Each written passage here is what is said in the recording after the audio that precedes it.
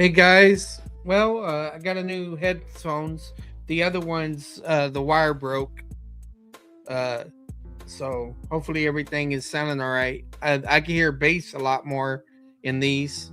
I have to get used to it. Sounds like I'm underneath water. Probably not the best pair, but hey, it's what we got. I'm thankful for it. The amazing thing is Amazon sent them within hours. I mean, like 7 hours they were here. Got them overnight. All right. So we're gonna, I got to do some stuff for seminary. Now I'm wondering if I got this up too loud. So let me. All right. I turned it down a little bit. Uh, yeah, I got a seminary reading. I got a quiz this week, and so let's get right into it. We're gonna continue with Riken. All right.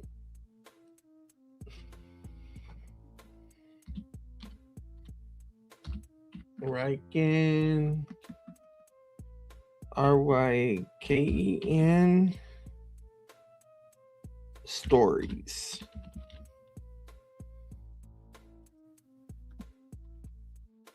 All right.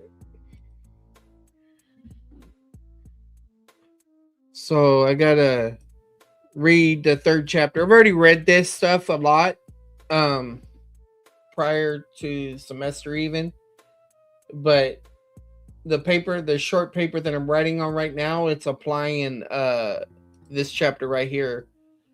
So if you look at the structure of the book, you can see that it introduces narrative and about universal human experience. Then it goes into setting into Bible stories, which is what we did last time. This time we're going to do characterization in Bible stories. Oh, wow. And it's 2 parts. So, I wonder, let me look at my syllabus real quick.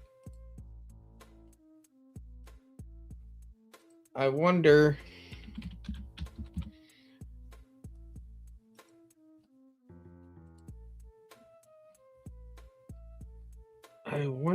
if, let's see, where is it?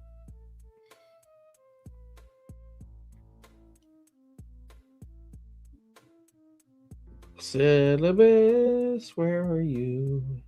Course information.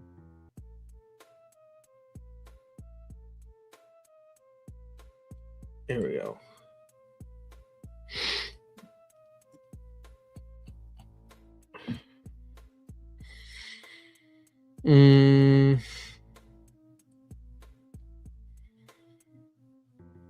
Okay, week 4. Yeah, I'm just going to read them both. It's better to be safe than sorry. All right. All right, let's see how I can do it, though. Let's see if we can get them both knocked out in this. So let me get some water. 1 second. Yes, I'm a Christian, Monty.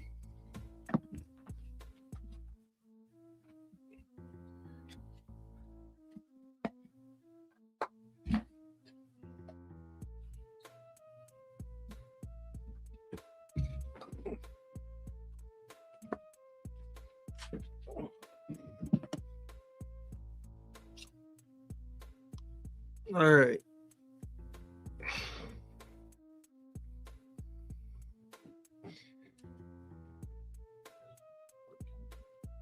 All right, characterization in Bible stories. Part 1, how writers do it. Characters are one of the 3 ingredients of stories. The actual methodology for getting to know the characters of Bible stories appears in the next chapter, but that does not make this chapter expendable. What I cover in this chapter is foundational for describing and interpreting characters in the stories of the Bible. We would do a better job of dealing with characters in biblical narrative if we would possess the information that I cover in this chapter. The specific focus of this chapter is at the author's role in characterization, how storytellers perform their feats of characterization. The first thing we need to grasp is the characterization in stories is the product of the storyteller's craft with composition. Real life presented biblical authors with the materials for the characters, but the characters as they exist in the stories are the result of many choices on the part of the authors. Real life does not give us the literary characters, it gives us the materials for creating literary characters. Through a process of selectivity of material and massaging of the material once it is selected. The quickest way to convince yourselves of this is to try your hand at storytelling. Just select an event from the past week that happened to you, your family, or an acquaintance. Turn the event into a one-page narrative. Do not use the first person I point of view, but the third person point of view. He, she, they. When faced with this assignment, the overwhelming majority of people produce a story that is nearly all plot, action, and virtually devoid of characterization. Such characters as appear are what literary critics call functional characters, agents, necessary to the action, but not having a meaningful identity in themselves. If we put action stories like these alongside the stories of the Bible with a gallery of memorable characters, it is obvious that the storytellers of the Bible possess certain skills for characterization that are far from the natural endowment of the human race. Okay, let me give you a wrench since you're a Christian. We can analyze the techniques that these skilled storytellers possess, and when we do, we will begin to understand characterization of stories. Storytellers play such an active role in characterization that it's appropriate to speak of character creation as one of the storyteller's gifts, even when the author uses real life characters and events. Who or what does characterization? When we started exploration is a little arbitrary, so I will start with the question of who or what does characterizing in a given part of the story. Of course, there's the sense of which a storyteller stands behind the entire story and is one responsible for the characterization. But that leaves untouched the specific topics that I'm about to discuss. We should accept the fact that the storyteller controls everything as background, postulate, or assumption, and then proceed to inquire further into specific means by which a storyteller orchestrates the process the literary scholars call character creation. First, there are sometimes points during the story when the storyteller steps forward and becomes a presence of the story. At such points, we're aware of the storyteller as a character, standing before us and drawing our attention to something. Most literary scholars speak of the persona as the narrator of the story, but the terms storyteller and author are equally accurate. The point is that sometimes we are aware of the author as a presence in the story as palpably before us as the other characters. To illustrate, we find two examples of characterization by the narrator in a single paragraph in the incident of the substitute bride of the story of Jacob and Laban, Genesis 29:15-20. In addition to giving us subjective information about Jacob, Leah, and Rachel, the author steps forward as commentator on the characters when he explains that Leah's eyes were weak, but Rachel was beautiful in form and appearance. Similarly, after giving us the objective information that Jacob served Laban 7 years for Rachel, the narrator adds the commentary that they seemed to him but a few days because of the love he had for her. The objective data elsewhere in the paragraph constitutes showing, whereas the author resorts to telling when he explains or summarizes something. In the stories of the Bible, there's very little characterization of this type, where the narrator does to characterize it. Overwhelmingly, the storytellers of the Bible show us what characters are like, but do not explain anything directly. Perhaps for that reason, we pay special attention when the author does the characterizing. Second, sometimes a character in the story characterizes another character. This also occurs infrequently, but the moment it happens, we are suddenly aware that someone in the story is directly characterizing another character. For example, the story of Elijah includes a major segment devoted to Elijah's ongoing conflict with the wicked king Ahab in 1 Kings 18-22. When Elijah arrives on the scene after Ahab and his wife Jezebel have orchestrated the murder of Naboth, the king greets Elijah with these words, "Have you found me, O my enemy?" 1 Kings 21:20. Through most of the story, we see the conflict between Elijah and Ahab in action, but for a brief moment, Ahab, a character in the story, highlights Elijah's role as a great adversary. It is not as though we cannot infer from this action, but when Ahab characterized the prophet as his enemy, the character of Elijah stands out silhouetted in the role with heightened clarity. Sometimes the character in biblical story has occasion to characterize himself or herself. We can call this self-characterization. Thus, when Jacob arrives in Egypt late in his life and stands before King Pharaoh, he expresses in capsule form what his long story in Genesis has displayed. Hey, Simon. Few and evil have been the days of the years of my life. Genesis 49. That sounds like only time until you die. See the murder mode. See the murder mode. These are the days of our lives. Anyway, bone. This shorthand self-characterization is a way of saying I have lived a difficult and struggle-filled life. As with authoritative assertion and characterization by another person of the story, self-characterization packs a particular punch because it stands out from the general field. What then is the general field in which nearly all characterization in biblical narrative is embodied?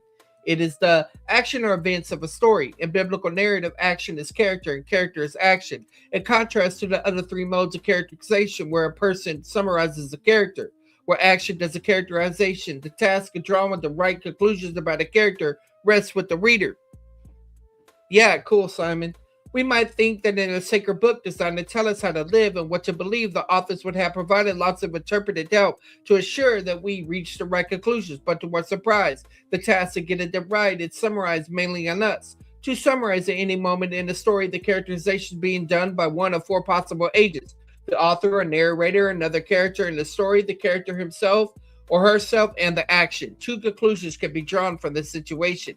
First, we can hardly miss the point. The characterization in the biblical Bible story is the result of the author's careful design and strategy. The storyteller has made continuous decisions about how to present the characters in the story. A given piece of characterization did not happen automatically. The storyteller chose from among the available methods. Second, being aware of the four potential agents of characterization let us know how to interact with a given piece of data. When characterization is embodied in action, we understand that we need to be active in drawing the right conclusions about a character. Sometimes there's a certain tentativeness about our conclusions, especially when someone else offers a different view of the matter. By contrast, when one of three characters does the characterization, the narrator, another character, or the character himself or herself, we usually regard the characterization as official and view it as authoritative. Okay.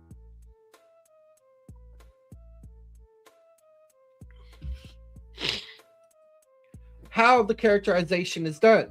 Having observed the agents of characterizing is noted in the preceding section, the next plausible thing to note is the means by which these four agents of the storyteller behind everything perform their tasks of characterization. The big division is in the two categories of direct assertion or description and the range of indirect means of characterization. We have already touched upon the most obvious means of direct characterization. It consists of the text itself explicitly attributing a character trait or role to a character. When we read such a statement, we're aware that someone has just summarized an aspect of the character in the story.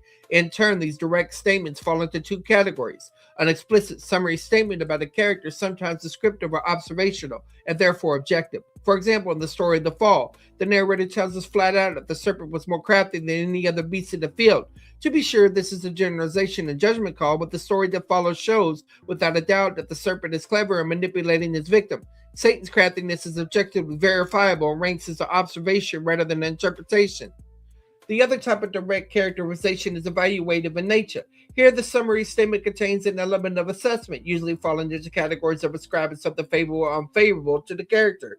In the story of the separation of Abraham and Lot, Genesis 13, the narrator first gives us a bit of action by telling us that Lot settled among the cities of the valley and moved his tent as far as Sodom. And then he directly characterizes the residents of Sodom as wicked great sinners against the Lord. The latter statement represents direct characterization in evaluative mode. But most characterization in the stories of the Bible is indirect rather than direct. Several categories can be discerned here too. First, overwhelmingly in Bible stories, characterization is embodied in the actions of a character. When the storyteller simply narrates what a character did, it is to us to tease out a description of character from that action. In the story of Lot's rescue, Genesis 19, when we read that Lot lingered and needed to be dragged out of the city by the angels, we are the ones who draw the conclusion that Lot's long-standing laxity and living in a corrupt city has through long habit made him incapable of leaving his sinful lifestyle behind. A second form of indirect characterization is dialogue. When a storyteller puts dialogue before us, we as readers simply overhear what the characters say to each other. Nothing can be more objective and direct than simply being presented with the words the characters exchange with each other. Faced with the presented material, we need to attribute meaning to the uttered words as part of the process of determining character. In the story of the Egyptian taskmasters and their Jewish slaves in Exodus 1, we overhear the Egyptian king ask the midwives why they have let the male children live, followed by the midwives' reply that the Hebrew mothers are vigorous and give birth before the midwives come to them. It is up to us as readers to see the clever deceptiveness of the midwives and the obtuseness of the king. The characterization is indirect. Sometimes tone could be a means of indirect characterization. Tone refers to the attitude that a storyteller and the reader take toward the subject matter. In the incident of Pharaoh and the midwives noted above, the king is in effect mocked by the Jewish author. and the midwives are held up for admiration. This contrast in tone, mockery, and admiration are an indirect means of characterizing Pharaoh and the midwives. In effect, we taunt the foreign oppressor and valorize the midwives for their courage and cleverness. Another indirect means of characterization is the technique known as foil. A foil is something that sets off another thing. In stories, a foil is usually a contrast, but it can also be a parallel. In the story of Cain, Genesis 4, the villainy of the problem child Cain stands out all the more clearly by being contrasted to the virtuous behavior of the model child Abel. The lying of Ananias and Sapphira about how much money they have received from the land that they sold in Acts 5 is highlighted by the way in which the author inserts or contrasts the story as someone who handed over their entire amount that he received for the sale of the land in Acts 4:36 and 37. To sum up here in outline form is an anatomy of the means by which an agent of characterization, ultimately the storyteller who orchestrates everything, conducts the task of characterization. Direct methods of characterization: assertions or descriptions that make an objective, verifiable statement that summarizes a character or a specific trait, and B, statements of an evaluative nature that offer an assessment of a character. Indirect methods of characterization: A, actions performed by a character; B, dialogue; C, foils that highlight or set off a character or specific traits by being contrasted to their opposites within the story itself; and D, a tone that calls attention to some features of a character. Determine a character, the role of sympathy and aversion. As we read a story and pay attention to the characters, we intuitively compile a portrait of the characters. The more conscious and deliberate we're about compiling the character profile, the more accurate will be the picture that we compose of each character. We might speak of this process of determining character. A key component of this process is assessing whether a given detail about a character is positive or negative. This in turn is tied up with the storyteller's intended message. The stories of the Bible do not exist only for entertainment. They also are comments about life. How does the author orchestrate the data in such a way as to guide the responses in the desired direction? The answer is as simple as doing mazes. Storytellers, including those in the Bible, achieve the persuasive end by controlling our patterns of sympathy and aversion. Antipathy to individual pieces of characterization and ultimately to an entire character. In place of sympathy and aversion, we can equally well speak of approval or disapproval of various details about a character. But isn't there a problem of subjectivity with this? The first answer is that this is simply inherited. The nature and narrative is literary form. Storytellers achieve their persuasive aim by getting us to feel positively or negatively toward the data of the story. When God entrusts His word to stories, He delegated to us as readers the task of interpreting characters by approving and disapproving of them and their actions. But we're not by any means left to our own designs in this adventure. Storytellers influence our patterns of response to characters. They themselves are a presiding presence in the stories. They use devices of disclosure to guide our responses. Additionally, the stories of the Bible exist in a context in the Bible as a whole, including numerous expository sections that tell us directly how God commands and expects us to live. Characterization in the story of the exchange birthright, Genesis 25, 27 through 34. The story of Esau's selling of his birthright to Jacob is a brief story that is so concentrated that it will provide good illustrations of the material provided above. When the boys grew up, Esau was a skillful hunter, a man of the field. When Jacob was a quiet man, dwelling in tents, Isaac loved Esau because he ate of his game, but Rebekah loved Jacob. Once when Jacob was cooking stew, Esau came in from the field, and he was exhausted. And Esau said to Jacob, "Let me eat some of the red stew, for I am exhausted." Therefore the name was called Edom, bread. Jacob said, "Sell me your birthright now." Esau said, "I'm about to die. What use is the birthright to me?" Jacob said, "Swear to me now." So he swore to him and sold out his birthright to Jacob. Then Jacob gave Esau bread and lentil stew. When he ate and drank and rose and went his way, thus Esau despised his birthright. Since the purpose of my analysis of the story is to illustrate the various grids and concepts that I've introduced, I will simply use these categories for my analysis. What is the characterization in the story? The storyteller steps forward as narrator in three separate places. In verse 27 and 28, he offers summary statements of the characters of Esau and Jacob. The parenthetical statement of verse 30 is in effect a timeout in which the narrator says something uncomplimentary about Esau. With the parting shot about Esau despising his birthright, we are strongly conscious that the storyteller has stepped forward to offer a verdict on what had just happened. Except for these three instances where the storyteller stands before us and does a piece of characterizing, we know Jacob and Esau by their actions. Whatever portrait emerges from the narration is something we as readers supply. By what method is the characterization conducted? Any passage in which the narrator does the characterizing is an example of the direct method. Thus, when we're told that Esau was a skillful hunter, a man of the field, that Jacob was a quiet man, dwelling in tents, and that Esau despised his birthright, we receive these comments and generalizations or summary statements required. No further analysis on our part. Are these summary statements A, descriptive and adjective, or are they B, evaluative and interpretive? The statement of verse 27 are qualities of both, while the parting shot in 34 is an evaluation of Esau's spiritual state. When the storyteller resorts to indirect means of characterization embodied in an action, we need to draw interpretive conclusions. Before I apply this in detail, I want to note the grid of indirect means of characterization that are delineated earlier. I've already asserted that the character's actions are an indirect means of characterization. Additionally, the whole story of the exchanged birthright is built around a central foil in which Jacob and Esau are portrayed as opposite temperaments. The narrator's early comments in verse 27 and 28 alert us to the right from the start. We see qualities of both brothers partly because they're set against the other. Dialogue is an important means of characterization in this brief story, and even tones enter, though we need not resort to information for commentaries to pick up on it. The parenthetical comment about Esau's name read as an uncomplimentary jab, ultimately by the Hebrew author at the expense of surrounding enemy nation known as the Edomites. More to the point, in the original text, Esau's speech patterns are rough and unrefined. A legitimate rendition of the request for stew is, "Let me gulp some of that red stuff." On the basis of these indirect means of characterization, we get an amazingly difficult, complete picture of the two principal characters. As we assemble a portrait of Jacob, we come to characterize him as self-seeking, unbrotherly, an opportunist who takes advantage of someone else's needs, unscrupulous, manipulative, scheming, and have a good business sense. By making Esau swear, Jacob makes sure that the transaction is legally binding. Jacob is the archetypical trickster in this story. Esau possesses virtually the opposite temperament and therefore displays virtually opposite traits to those of Jacob. Esau lives for the moment, is the slave of his appetites. He cannot delay physical gratification, and he has no capacity for spiritual reality. He is represented by the blessing that accompanied the birthright. Esau's emotions are close to the surface in contrast to Jacob's coolly calculated approach to life, and he is given to overreaction. Being hungry becomes exaggerated into the feeling that he is about to die.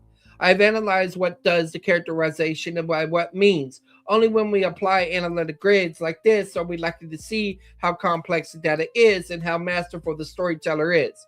Our final task is to be appropriately introspective and take stock of responses to the data that our analysis has uncovered. We immediately recoil from Esau. He is our least favorite type of person with whom to deal. Perhaps Jacob requires a little more scrutiny, but upon reflection, we conclude that he too is offered by the author as an example to avoid imitating in our own lives, learning by doing. Based on the foregoing theory and application to the story of Jacob and Esau, you're in a good position to try your hand at character analysis. The story of Joseph and his parental home, Genesis 37, is a good text with which to explore characterization according to the methodology proposed above. You can choose either to focus on Joseph only, on to apply your analysis to all the characters. Here's a brief checklist of things to apply. Agency. Who or what does the characterization in the given instance? Mode. Does a given piece of data constitute direct characterization or indirect characterization? If the former, is a statement or commentary a piece of objective description or an evaluative assessment of a character? When a given piece of data, do you approve or disapprove of what a character does? Overall, is a given character presented positively or negatively in the story? Jacob lived in the land of the father's sojourners in the land of Canaan. These are the generations of Jacob. Joseph, being 17 years old, was pasturing the flock with his brothers. He was a boy with the sons of Bilhah and Zilpah. Bilhah and Zilpah, we got you all in check. Sounds like something Busta Rhymes would say. Bilhah and Zilpah, his father's wives. And Joseph brought a bad report of them to their father. Now, Israel loved Joseph more than any other of his sons because he was the son of his old age, and he made him a robe of many colors. But when his brothers saw that the father loved them more than all his brothers, they hated him and could not speak peaceably to him. Now Joseph had a dream, and when he told his brothers, they hated them even more. He said to them, "Hear this dream that I have dreamed. Behold, we are binding sheaves in the field, and behold, my sheaf arose and stood upright. And behold, your sheaves gathered round it and bowed down to my sheep." His brother said to him, "Are you indeed to reign over us? Are you indeed to rule over us?" So they hated him even more for his dreams and for his words. Then he dreamed another dream and told it to his brothers and said, "Behold, I have dreamed another dream. Behold, the sun, the moon, the 11 stars were bowing down to me." But when he told it to his father and to his brothers, his father rebuked him and said to him, "What is this dream that you have dreamed? Shall I and your mothers and your brothers indeed come to bow ourselves down to the ground before you?" And his brothers were jealous of him, but his father kept the sayings in mind. Now his brothers went to the pasture their father's flock near Shechem, and Israel, Shechem.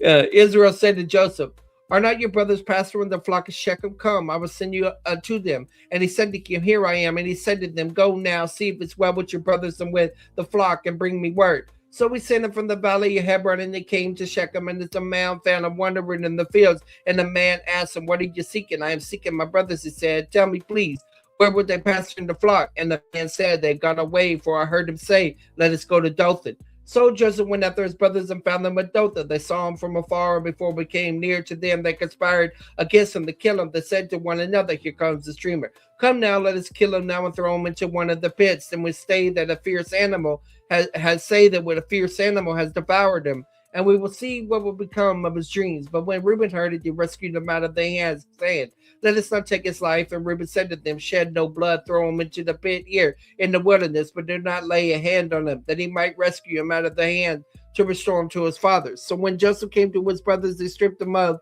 his robe and the robe of many colors that he wore, and took him and threw him into a pit. The pit was empty, there was no water in it. Then they sat down to eat, and looking at saw a caravan of Ishmaelites coming from Gilead,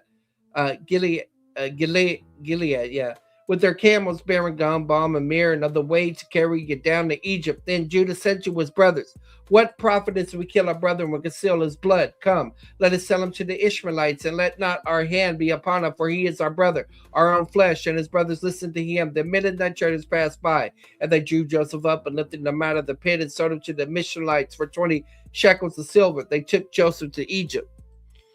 When Reuben returned to the pit and saw that Joseph was not in the pit, he tore his clothes and returned to his brothers and said, "The boy's gone, and where shall I go?" Then they took Joseph's robe and slaughtered the goat and dipped the robe in the blood, and they sent the robe many colors and brought it to their father and said, "This we have found. Please identify whether it is your son's robe or not." And he identified and said, "It's my son's robe. A fierce animal has devoured him." Joseph is without doubt torn to pieces, and Jacob tore his garments and put sackcloth on his loins and mourned for his son many days. All his sons and all his daughters rose up to comfort him, but he refused to be comforted and said, "No, I shall go down to Sheol to my son mourning." Thus his father wept for him. Meanwhile, the Midianites of Sodom and Egypt, and Potiphar, an officer of Pharaoh, the captain of the guard. Final thoughts and characterization is done by authors. The primary takeaway value of the chapter is to increase your awareness. The characterization of Bible stories does not just happen. It is the product of numerous strategy decisions on the part of the storyteller. It stands to reason that with experienced storytellers, many of these decisions are intuitive rather than consciously thought out, but it remains the case that there are always multiple ways to tell a story. The story as it stands is just one of those ways. Storytellers decide whether to use a narrative voice or a statement by another character in the story, or whether to let action embody the characterization. They decide whether to use dialogue as a part of the story or narrate the material by recounting action. They decide whether to include a certain piece of data or to withhold it. If characterization in the Bible story is the product of such decisions, readers would need to be analytic about the composition that is put before us. If the storytellers of the Bible are sophisticated in the ways I have delineated, as readers, we need to raise the bar in terms of our awareness and our willingness to engage in analysis of the techniques that are embedded in the text that lie behind it. An obvious application of these matters is that the story as it stands is different from how it would have been if the author had made of the choices. One decision is of particular importance. The central character of the story is known as the protagonist, based on the Greek word first struggler or the first combatant. Forces arrayed against the first struggler go by the name antagonist. As readers, we need to go with the flow in regard to the storyteller's decision. We need to view ourselves as a traveler and companion of the central character, going through the story from the character's point of view, the quantum leaping, if you will. This requires us to avoid some common practices in evangelical circles. One is to skew a story toward good character, even when they're not the protagonists of the story. As part of the bias, some readers turn virtually every story in the Bible into an optimistic good news story. In the story of Cain, Abel is the model character, but he's not the protagonist. He's a functional character, provides the occasion for the central action, and once he has played the role, he drops out of the story. In this story, God does extend mercy to Cain at some points, but overall the story is a story of judgment. Even more perverse is the practice of claiming that God is the hero by implication of protagonists of every story in the Bible. God is the ultimate being in every story of the Bible. He's a named character in many, but not all Bible stories. But only rarely is God the protagonist, the first struggler in the stories of the Bible. This chapter has put forward several important types of characters, always the product of the author's choices. We need to remind ourselves. They include protagonist, antagonist, sympathetic character, unsympathetic character. Several other categories are useful to help in our repertoire, to have in our repertoire as we make sense of biblical stories. There's a lot to be gained by dividing characters into the categories of major character and minor character. They are major and minor on the basis of how much space they get in the story, not in terms of their being good or bad. A category of minor characters is known as the functional characters. They appear in the story to perform a function required by the plot. The author could have given them more space, but their role is to perform a function for the plot and nothing more. A blocking character is a character who stands in the way of other people's happiness or purposes. In the Gospels, the scribes, the Pharisees regularly feature in the stories as blocking characters to Jesus. In the story of the 10 plagues, the Egyptian king Pharaoh is a blocking character for Moses and the Israelites. Summary. Characterization in stories is more complex than we usually realize. There is always more than one way to tell a story. The author either consciously or intuitively made many decisions in regard to the presentation of characters in the story. As readers, we can develop the skill of picking up on the storyteller's decision. It is not the claim in this chapter that we always need to apply all of the considerations to every story in the Bible. The point is only that we will do a better job of getting to know characters in the Bible story in the manner that the next chapter will develop if we're aware of the material covered in this chapter. Additionally, we can begin to practice suggestions of the present chapter intuitively as we become familiar to us. We rather quickly come to realize that 1, someone or something is doing the characterization in the Bible story. 2, by either direct or indirect means. And 3, we need to respond positively or negatively to the characters and the traits and actions. Okay, characterization in Bible stories, part 2. What readers need to do. So let me go back and see characters Bible, how writers do it. Okay, so that was about writers. Now this one is about readers. All right.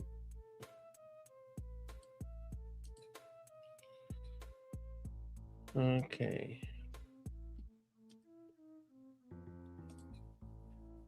All right, what readers need to do. The preceding chapter provided the anatomy of ways in which storytellers manage and portray characters in the stories. The type of analysis proposed in this chapter provides useful ways of seeing what is actually going on in the stories of the Bible.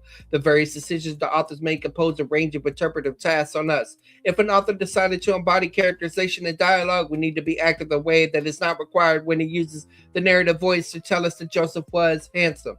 Despite the benefits of mastering the information and analytic tools of the preceding chapter, however, I need to clarify that the information covered in the preceding chapter is not what primarily yields the portrait of biblical characters. Analysis of how storytellers manage or feeds the characterization is not by itself the thing that makes up a biblical character. This chapter covers the elements that actually comprise a character in a Bible story. What makes up the substance of a character in a Bible story? Regardless of who does the characterization and by what means, the elements that actually make up a character in a story are the following things: physical actions.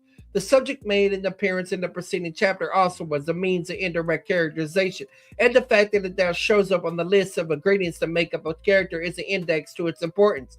We know what characters in the story are like by what they do. It is simple as that. When Jacob takes advantage of his brother's hunger and impulsiveness, he shows himself to be a scheming and selfish person. Mental actions or thoughts, including motivations for what characters do. What biblical characters think is as much as part of their makeup as what they do. We immediately need to acknowledge how rarely the storytellers in the Bible tell us what a character is thinking. Sometimes, of course, they do tell us. When Jacob was bracing himself for his reunion with Esau after 20 years of separation, he divided his family members and animals into 2 camps. Why? The author takes us inside his thought process. Jacob thought, if Esau comes to the one camp and attacks it, then the camp that is left will escape. To make thought processes explicit like this is extremely rare in the stories of the Bible, in contrast to the modern war novel, where a large share of the action is interior and psychological.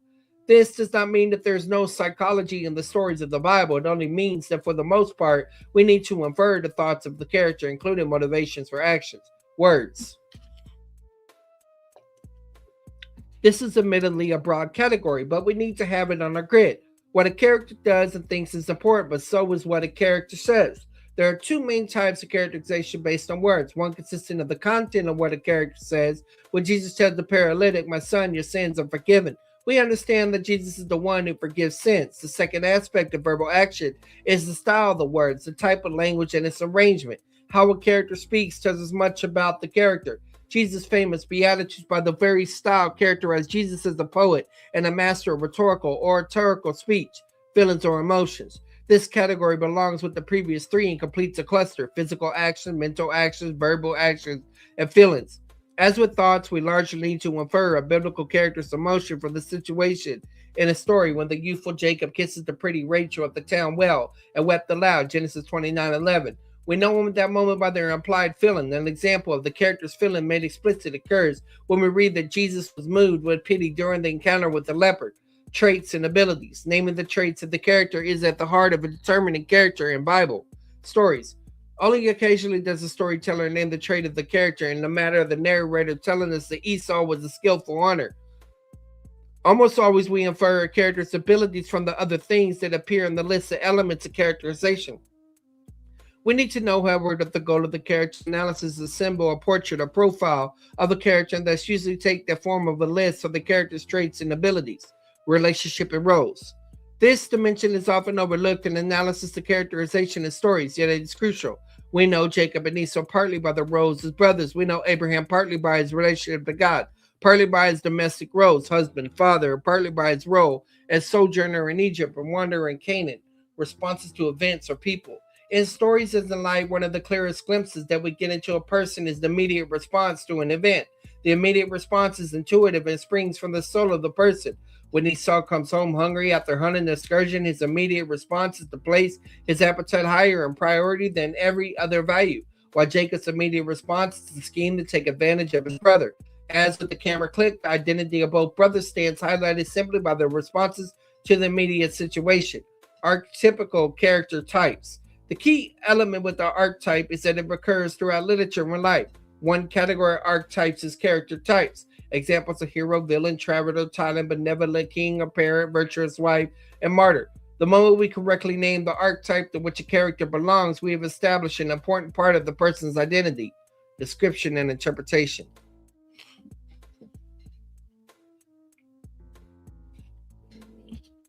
Analysis of the characterization falls into two distinct categories. One is observation or description.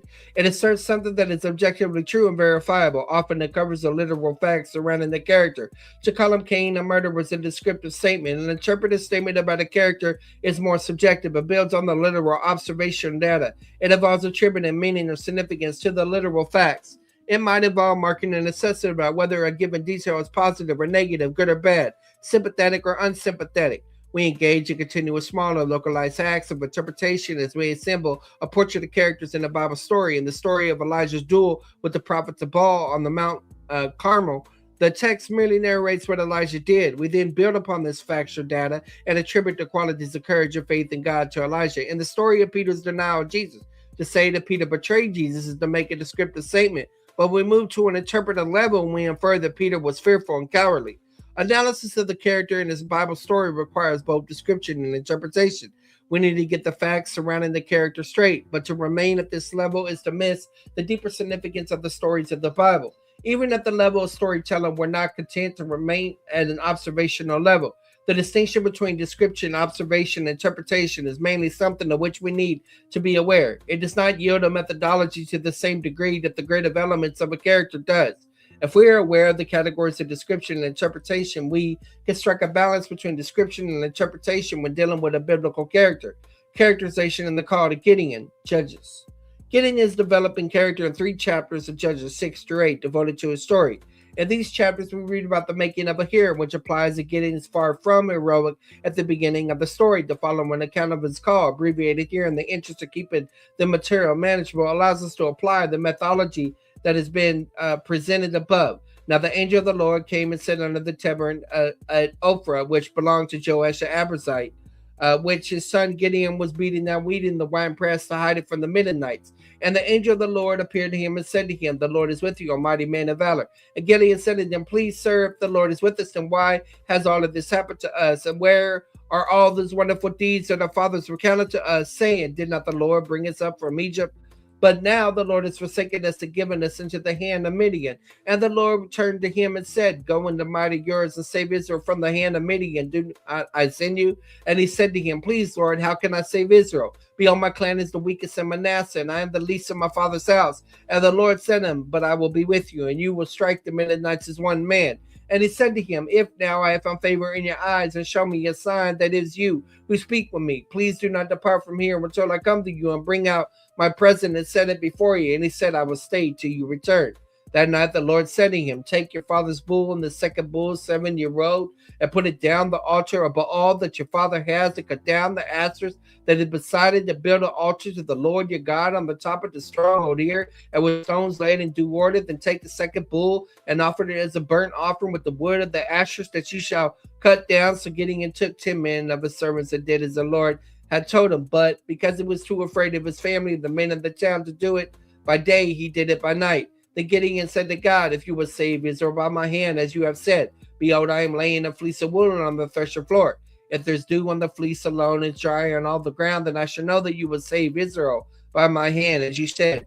And it was so. When he rose early the next morning to squeeze the fleece, he wrung enough dew from the fleece to fill a bowl with the water. Then Gideon said to God, Let not your anger burn against me. Let me speak just once more. Please let me test just once more with the fleece. Please let it be dry on the fleece only, and all of the ground there by the dew. And God did so that night, and it was dry on the fleece only, and on the ground there was dew. My purpose in looking at this passage is to illustrate the greater things that make up a character in the story as follows. Physical action. In sequence, Gideon does the following things: beats out wheat in a concealed place, converses with the angel with God, hesitates to accept this call to be a leader, asks the angel for confirming signs, tears down a pagan altar in the hometown by night because he's afraid to do it by day. The list is descriptive in nature, but we need to do something with these actions as we move toward a character profile for Gideon. Here's a corresponding list of interpretive statements based on the premise that Gideon's identity consists in what he does. Gideon is 1, repeatedly timid and defeatist in his outlook. 2, resistant to all suggestions that he could be a heroic leader. 3, obedient to what the angel of God commands him to do and thereby capable of heroic action. 4, persistent in resisting the call to leadership. Mental actions. Gideon is repeatedly shown to be fearful and defeatist in his outlook. He's quick with his mind in resisting the call to leadership and correspondingly slow to accept that call. As we infer Gideon's process of thinking, we come to think of him as a reluctant hero and someone who does not want to be a hero. Words. The story of Gideon is a hero story, even though Gideon gradually becomes a hero instead of starting there. And keep it with this, Gideon's language of speech patterns show him to be a leader. We could say of Gideon already here at the start of the story that he speaks well and even eloquently. His words to the angel were reverent and respectful, feelings or emotion. It is easy to infer that Gideon feels inferior and timid in the face of what he is called to do. Traits and abilities.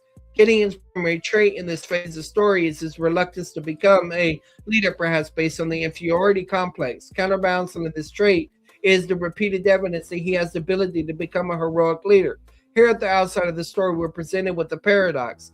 Gideon has the ability to become a leader, but he does not want to become one. Relationship and roles. We see Gideon relating to quite a range of persons: his family, his community, the angel of God, and his servants. We do not view Gideon as a solitary figure, but a person firmly entrenched in a community and attuned to the supernatural world. Responses to events or people. In relation to the occupying Midianites and his fellow Israelites, Gideon does what he is called to do, but in a timid manner. His immediate response to the appearance of the angel is to be fearful, respectful, complaining, obedient, and persuasive. His response to the call to leadership is a delay in accepting the role. Archetypes. In this passage, Gideon is the archetypical reluctant hero. Learning by doing. The story of the separation of Abraham and Lot is a narrative in Genesis 13 is a good test case by applying the grid of elements to make up a literary character. The grid has already been presented twice and does not need to be repeated here. Since Abraham and Lot get approximately equal space, each should be analyzed separately. While an in-class lecture characterization in the story, a critical essay on it might be arranged according to the grid and actual analysis, the right procedure is to work our way through the story sequentially, verse by verse. We might think this is doing spade work preliminary to presenting the profile of the character. For every verse or piece of data, the right question to ask is, what do I know about the character on the basis of this detail? Now, Abraham was very rich in livestock and silver and in gold, and he journeyed on from the Negeb as far as Bethel to the place where his tent had been at the beginning between Bethel and Ai, to the place where he had made an altar with the first. And there Abram called upon the name of the Lord. Lot, who went with Abram, also flocks and herds and tents, so that the land could not support both of them dwelling together, for their possession was so great that they could not dwell together. And there was strife between the herdsmen of Abram's livestock and the herdsmen of Lot's livestock. At the time, the Canaanites and the Perizzites were dwelling in the land. Then Abraham said to Lot, let there be no strife between you and me, and between your herdsmen and my herdsmen, for we are kinsmen. Is not the whole land before you separated yourself from me? If you take the left hand, then I will go to the right. If you take the right hand, then I will go to the left. And Lot lifted up his eyes and saw that the Jordan Valley was well watered everywhere, like the garden of the Lord, like the land of Egypt in the direction of Zoar, which was better the Lord destroyed Sodom, which was before the Lord destroyed Sodom and Gomorrah. So Lot chose for himself at the Jordan Valley, and Lot journeyed east, so they separated from each other. Abraham settled in the land of Canaan, while Lot settled along the cities of the valley and moved his tent as far as Sodom. Now the men of Sodom were wicked, great sinners against the Lord. The Lord said to Abram after Lot is separated from him, lift up your eyes and look for the place where you are, northward, southward, eastward, westward. For all the land that you see, I will give to you and to your offspring forever. I will make your offspring as the dust of the earth, so that if one can count the dust of the earth, your offspring also could be counted. Arise, walk through the length and the breadth of the land, for I will give it to you. So Abraham moved his tent and came and settled by the oaks of Mamre, which are in Hebron, and there he built an altar to the Lord. Final thoughts and characterization in Bible stories. The first thing to do when regarding characters in the story is assemble the cast of characters. That may seem simple-minded, but it yields big results. After all, how does the printed version of a play begin? With a list of the cast of characters, sometimes accompanied by a brief identifying role or trait for some of the characters. We could probably do the same thing as we begin an analysis of characterization in the story. Having assembled the cast of characters, it's a good idea to divide them into two categories of primary characters and secondary characters, based on the amount of space to get in the story. There are other ways of naming these two categories, including major or minor characters, or protagonists and antagonists. The nearly inevitable pattern of stories is where storytellers will put characters in situations that test them. This becomes a useful analytic paradigm. We take note of what characters reveal about themselves during the process of being tested. Every choice that a character in a story makes is an implied test for their character. I have stressed the need for readers of Bible stories to engage in both descriptive and interpretive analysis. The starting point for good character analysis is the keen eye for the obvious. We should not disparage the level of interaction. We need to get the facts straight. The second skill required in character analysis is massaging the literary facts surrounding the character to an interpretive portrait of that character. But one more step remains. We need to ask what the storyteller is saying about life with his or her characters. A good story strikes a balance among the three ingredients of a story: setting, character, plot.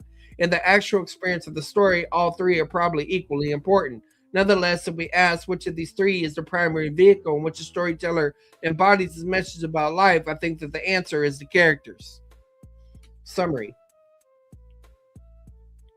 The goal of character analysis in stories is for us to get to know the characters as fully as possible, and then to decide what the author intends us to learn about life and God on the basis of these characters. If the grid of ingredients ever starts to become burdensome, the foregoing sentence can serve as a shortcut that will enable us to do a credible job with the characters in Bible stories. Nonetheless, the grid of ingredients is easy to apply, ensure that our approach will be systematic and thorough.